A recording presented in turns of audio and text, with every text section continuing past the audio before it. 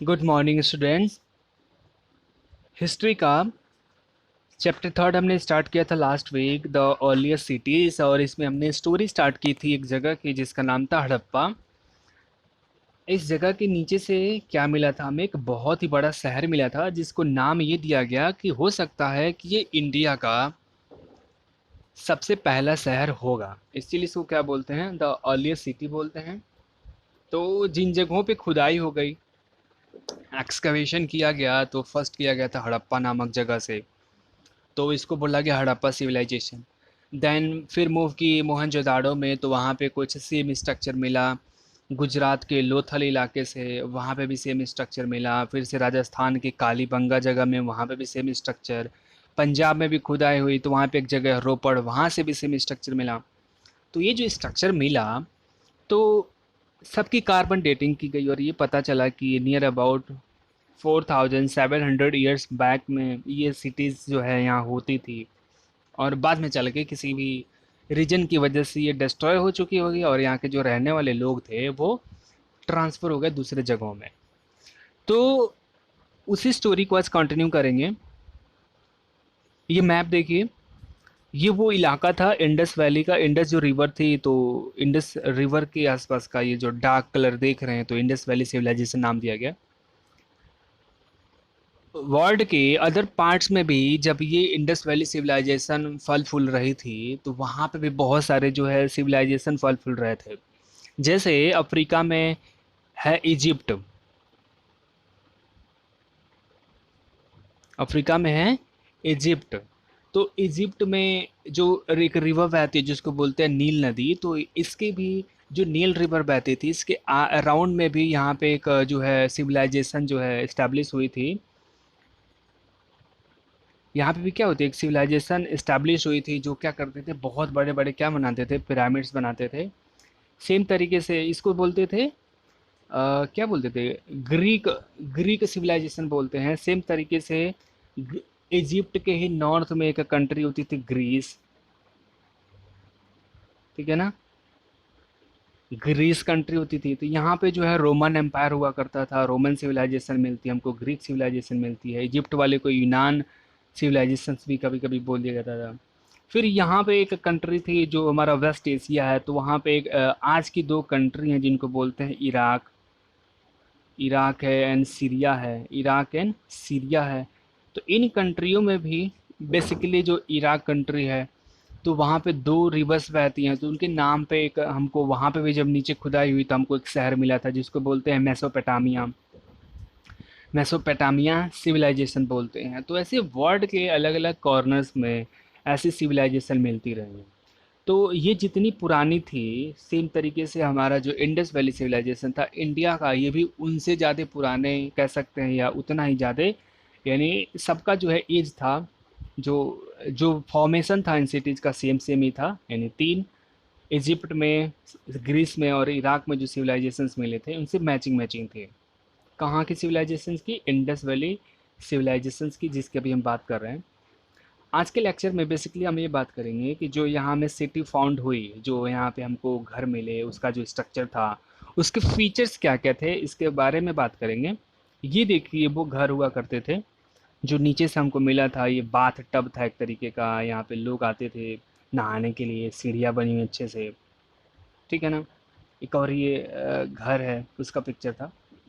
तो बात करते हैं फर्स्ट ऑफ ऑल कि ये जो हमें स्ट्रक्चर मिला, ये जो सिटी मिली, इसका आर्किटेक्चर डिज़ाइन क्या था, बना कैसे गया था। तो सबसे पहली खास बात यह है कि जितने यहाँ पे सिटी थे बहुत ज़्यादा वेल प्लान्ड थे। वेल प्लान्ड का मतलब कि अगर हमें यहाँ रोड बनाना है, ठीक है ना, तो रोड के दोनों साइड में एकदम प्रॉपर डिस्टेंस पे सारे घर होने चाहिए। घरों से क्या होती है कि घरों में जो पानी इस्तेमाल करेंगे, तो पानी को निकालने के लिए एक तरीके का वो जो सीवरेज प्लांट होता है, सीवेज है यानी नाला जो होता है वो निकलना चाहिए। सारे नाले एक दूसरे से कनेक्टेड थे, इसलिए हम बोलते हैं कि जो सिटी था वेल प्लान था। दूसरा, कि जितने भी इस सिटी में घर मिले थे सब बर्न्ड ब्रिक से बने हुए थे, यानी पक्के ईंटों से बने हुए थे। पक्के जो ईंटें होते हैं ना, कि आज जैसे आपके वहाँ जो ये चिमनी होती है जहाँ पे लाल टाइप की ईंटें पकाई जाती हैं, उसको कोयले में जला के बनाया जाता है, सेम तरीके से वैसा तो नहीं, लेकिन यहाँ की जो ईंटें थी लाइक उसको मिट्टी से उसको पहले बनाया गया, उसको डिजाइन किया गया, फिर उसको धूप में सुखा करके उसको अच्छे से उसको पकाते थे। तो जितने घर मिले ये सारे बॉन्ड ब्रिक से बनी हुई थी, और इनकी क्वालिटी भी गुड थी कि कहीं पे भी ऐसा नहीं कि कोई टेढ़ा है, सारी ईंटें की जो है सेम साइज की थी, अच्छी क्वालिटी की थी।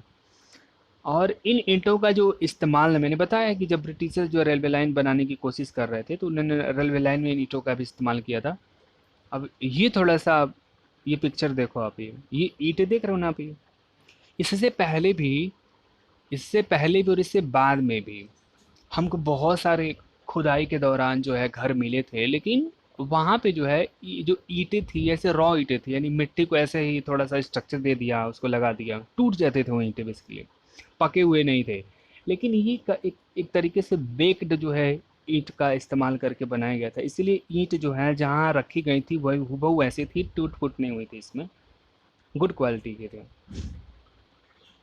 थर्ड क्या खास बात है, थर्ड खास बात ये थी कि यहाँ का मिलने वाला ग्रेट बाथ, ये जो ग्रेट बाथ है ये मिला था मैंने बताया था ये मोहनजोदाड़ो नाम की एक जगह थी, वहाँ से मिला था। और ये जो ग्रेट बाथ मिला, ये सबसे पहले ये जो ब्रिक्स लगाए गए थे इनको प्लास्टर के साथ कोटिंग की गई थी, कि जैसे ईंट हमने रखा यहाँ इसके ऊपर रखा तो इनके बीच को इसको जोड़ने के लिए आज सीमेंट इस्तेमाल करते हैं, लेकिन उस टाइम में प्लास्टर इस्तेमाल होता था। और ये प्लास्टर किसके साथ बना होता था, ये वाटर मिला करके टाइट कर दिया, नेचुरल जो टार होता था, एक तरीके का टार एक मिनरल है, उस मिनरल में जब पानी मिलाते थे तो प्लास्टर बन जाता था। तो जो ग्रेट बाथ का स्ट्रक्चर है ये यही है ग्रेट बाथ वो, तो यहाँ का जो सबसे बड़ा स्ट्रक्चर है, सबसे खास बात यही है इसकी कि ये इसको अभी नुकसान नहीं हुआ है। यहाँ पे इसका जो स्ट्रक्चर है देखेंगे तो चारों तरफ से क्या है, पक्की ईंटों से बना हुआ है। और इसमें जब पानी भरती थी तो इसमें ऐसा नहीं कि पानी रिस करके ज़मीन में चला जाता था, इसके लिए इसकी क्या की गई थी, एक तरीके से ढलाई की गई थी, जो प्लास्टर है ब्रिक के साथ मिला करके इसका जो तली है, सरफेस बॉटम जो है, इसको एक तरीके से इसको ऐसा इसको बना दिया गया था कि पानी जो है रिस के ज़मीन में नहीं जाएगा। तो आप सोच सकते हो कि 5000 ईयर्स बैक में ऐसी टेक्नोलॉजी का होना कितना बड़ा मायने रखता है। दूसरा चीज़, थर्ड ये कि ये जो हड़प्पा सेटलमेंट्स थे यहाँ सिटेडल्स थे, पार्ट ऑफ द वेस्ट जो है, अब यहाँ का जो वेस्टर्न पोर्शन मिला वो बेसिकली स्मॉलर था। जैसे कि जो शहर मिल रहे हैं ना, तो ये एक तरीके का अगर ईस्टर्न पोर्शन है और ये वेस्टर्न पोर्शन है, तो हर एक शहर में जो वेस्ट पोर्शन था ना ये स्मॉल होता था, छोटा होता था, यानी कम हाइट पे था।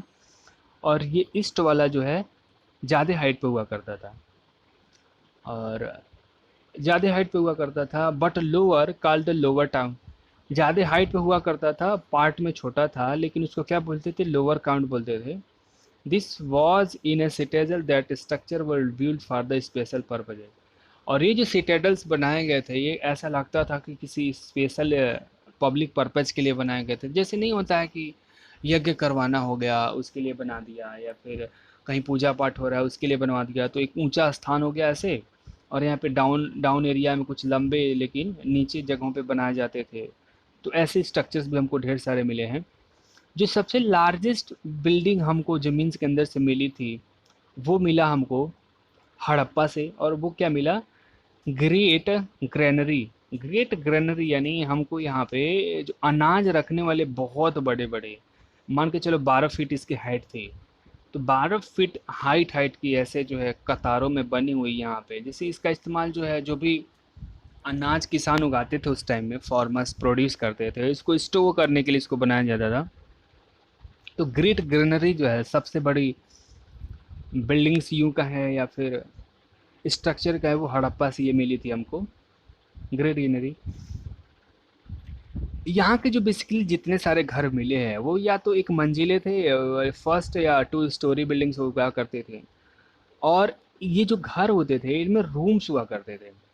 और रूम्स कैसे होते थे कि एक कोर्टयार्ड हो गया यहाँ पे, यानी आंगन हो गया, और इसके आसपास में ऐसे सारे के सारे क्या होते थे, रूम। जितने भी घर मिले हैं सबका स्ट्रक्चर ऐसे सेम ही है। एक बीच में कोर्टयार्ड हो गया, और कोर्टयार्ड के अराउंड्स में जो भी बिल्डिंग्स हैं, जो भी रूम्स होते थे बने थे। और जो घर जितने मिले हैं तो 1 स्टोरी हुआ करते थे, सेकंड स्टोरी हुआ करते थे। And most of the houses had a separate bathing area. और जितने भी घर थे सारे की बात नहीं हो रही है। जितने भी घर थे उनका जो सेपरेट जो बाथिंग एरिया हुआ करता था, बाथिंग एरिया समझ रहे हो, उनका अलग से एक बाथरूम हुआ करता था। तो एक हर घर में एक सेपरेट बाथिंग एरिया हो गया। और वाटर सप्लाई के लिए, वाटर सप्लाई यानी पीने के लिए भी पानी चाहिए, बाथिंग के लिए भी पानी चाहिए, एंड फूड को कुक करने के लिए भी पानी चाहिए, तो बेटर वाटर सप्लाई हुआ करता था। और हर घर में तो नहीं, लेकिन कुछ घरों में और अधिकतर घरों में जो है वेल्स पाए जाते थे, कुएं थे हर घर में। यानी हर घर की क्या खास बात थी कि यहाँ कोर्टयार्ड हो गया, कोर्टयार्ड के अराउंड में ही सारे रूम्स हुआ करते थे, सारे रूम्स हुआ करते थे। और यहाँ पे एक सेपरेट सा क्या था, एक बाथरूम था नहाने के लिए। और यहाँ पे हर एक घर में एक कुआं जरूर होता था पानी का इस्तेमाल करने के लिए। ये पूरा का पूरा स्ट्रक्चर था इन घर का। और जो घर थे वो क्या थे, एक मंजिले थे, फर्स्ट स्टोरी या सेकंड स्टोरी हुआ करते थे।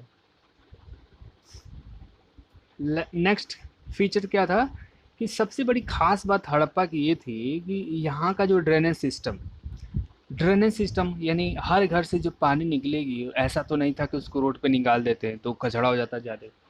तो जो हड़प्पा के लोग सोच लो इतने इंटेलिजेंट थे उस टाइम में कि उन्होंने एक ड्रेनेज सिस्टम बहुत ही ज़्यादा वेल प्लान्ड तरीके से बनाया गया था। इनका जो ड्रेनेज सिस्टम आज भी जो साइंटिस्ट हैं या फिर आर्कियोलॉजिस्ट होते हैं, जब हड़प्पा की बात होती है तो पूरी दुनिया में ऐसा ड्रेनेज सिस्टम उनको कहीं नहीं मिला। इतना वेल प्लान्ड कोई कैसे कर सकता था। जो और ऊपर से ये एक तो तरीके से मैंने बताया जैसे कि रोड हो गया, तो रोड के किनारे में इनके जो घर होते थे, ठीक है ना, ये घर हो गए फर्स्ट स्टोरी या सेकंड स्टोरी के, दो दो मंजिल के। तो इनके घर के पीछे से ऐसे क्या होता था कि ये जो है ड्रेनेज इनकी निकलती थी, सीवेज निकलता था, नाला निकलता था। और रोड के किनारे, दोनों किनारे में, इधर इधर वाले घर के लिए इधर और इधर वाले घर के लिए इधर, ठीक है ना, हर घर से एक ऐसे आई ड्रेनेज सिस्टम आई। और इसमें ऐसे थोड़ा सा इसको ढलान करके इसमें पानी जो है घर के बैक साइड से इसमें नाले में पानी चला जाता था। और ऐसा नहीं नाले को खुला कर दिए, जैसे आज आज भी देखते होंगे आप कि नाले के ऊपर में क्या कर देते हैं, थोड़ा सा एक वो सीमेंट का बना हुआ स्लिपट रख देते थे। सेम तरीके से जो ड्रेनेज सिस्टम था इसको ऐसे इन्होंने ढक दिया था, ऐसे कुछ स्ट्रक्चर बना करके पत्थर का या फिर ईंट का ही इसको बना करके इसको ऐसे में ढक देते हैं ढक्कन टाइप में। और यहाँ पे एक होल हुआ करता है, जितने भी मिले हैं उसमें होल था। होल ये देखने के लिए कि अगर पानी नहीं बह रहा है नाले से होकर के, तो ये होल था इसलिए कि देख लें कि ये नाला तो कहीं जाम तो नहीं हो गया, फिर इसको हटा कर कुछ साफ सफाई कर देते थे। तो ये ऐसे जो है ड्रेनेज सिस्टम मिले थे हर एक घर में। तो ये कवर्ड होते थे, राइट, समझ में आ गया। ये इनकी खास बात थी। और एक चीज़ और, यहाँ पे जितने भी घर मिले थे ना, किसी भी रूम में विंडो नहीं हुआ करती थी। विंडो समझ रहे हो, खिड़की नहीं हुआ करती थी जैसे आजकल के जो घरों में होते थे। ये सबसे बड़ी खास बात थी, खिड़की नहीं, एक ही गेट हुआ करता था जिससे आप एंट्रेंस ले सकते हो आगे से। खिड़की नहीं हुआ करती थी। आंगन, और जितने भी गेट थे वो सारे के सारे आंगन में ही आकर के खुलते थे। तो वो ऐसा इसलिए था कि कोई पूरा पूरा डेजर्ट में थे ये लोग। तो डेजर्ट एरिया में जितने घर थे, लेट्स से कि अगर आंधी तूफान चली तो सैंड स्टॉर्म्स आएंगे तो पूरा का पूरा जो रेत इनके घरों में आ जाता होगा। शायद इसीलिए इन्होंने घर में खिड़की नहीं बनाई कि खिड़की नहीं बनाएंगे तो जितना सैंड है हमारे घर के अंदर में आएगा नहीं। तो ये खास बात हो गई कि इनका जो ड्रेन्स था फर्स्ट ऑफ ऑल कवर था, वेल प्लान्ड ड्रेनेज सिस्टम था। और इस पे इंस्पेक्शंस वाले होल्स बनाए गए थे, जैसे कि मैंने बताया जो ढक्कन था उसमें एक वैसे होल बनी हुई थी, उसको इंस्पेक्शंस होल बनते थे। और उसको इंटरवल्स पे लाइक मंथ में एक बार में या 2 महीने में एक बार में वो इंटरवल्स के बारे में उसको साफ किया जाता था। Drains were laid out in straight lines. अब जितने भी ड्रेन्स थे, मैंने बताया ना कि रोड के किनारे में ऐसे सीधी सीधी लाइनों में बने हुए थे, तो स्ट्रेट लाइन्स में थे। Also each drains had a gentle slope so water could flow through it. और ये जो ड्रेन्स बनाए गए थे ना, जैसे घर थोड़ी सी ऊंचाई पे हो गया, और जो ड्रेन्स जब बनाते थे उसको थोड़ा सा ढलान पे बनाते थे कि पानी जो है थोड़ा सा ऐसे डाउन हो गए, आराम से सीवेज के अंदर में आ जाए। तो ये खास बात थी उन जो सेट मिला हमको, उसका ग्रेट फीचर्स था ये। नेक्स्ट वीडियो में हम ये बात करेंगे कि यहाँ के जो लोग थे हड़प्पा के लोग, वहाँ के लोगों की ज़िंदगी कैसी थी, लाइफ कैसी थी। यानी जिंदा रहने के लिए कुछ ना कुछ ऑक्यूपेशन तो करते होंगे, ट्रेडिंग करते होंगे, कुछ इनकी डाइट होगी, कुछ इनका फंक्शंस वगैरह वगैरह होता होगा, उसके बारे में बात करेंगे। तो बेसिकली आज के वीडियो में हमने क्या बात किया हमने ये बात किया कि जो हड़प्पा सिविलाइजेशंस में लोग रहते थे, उनके उनका जो घर था उसका स्टाइल क्या था। ये जो हमें स्ट्रक्चर्स मिले हैं, ये आर्किटेक्चर फिक्चर्स क्या था। तो हमने ये देखा कि हड़प्पा सिटी वेल प्लान थे, जो वेल प्लान थे, यहाँ पे बर्न्ड ब्रिक्स का इस्तेमाल हुआ था, बर्न्ड ब्रिक्स का इस्तेमाल हुआ। दूसरा, सबसे बड़ा जो मेन हमको एक स्ट्रक्चर मिला, आश्चर्यचकित करने मिला, तो ग्रेट बाथटब था जो मोहनजोदाड़ो से मिला। सबसे बड़ा स्ट्रक्चर हमको हड़प्पन सेटलमेंट का वो मिला हड़प्पा साइड से, जो ग्रीनरी हुआ करती थी जिसमें अनाज रखे जाते थे वो। यहाँ के जो घर थे first story and second story थे, ये हमने देखा। देखा कि नहीं देखा, ये हमने देखा। फिर हमने ये बात किया कि जो सीवरेज प्लांट, इनका जो ड्रेनेज सिस्टम था वो बहुत ज़्यादा वेल प्लान था। हर एक घर एक से नाला निकला और उसके ऊपर में उसको कवर कर दिया जाता था, उसमें इंस्ट्रक्शन सोल्व हुआ करता था। तो ये सारी बात कर ली हमने।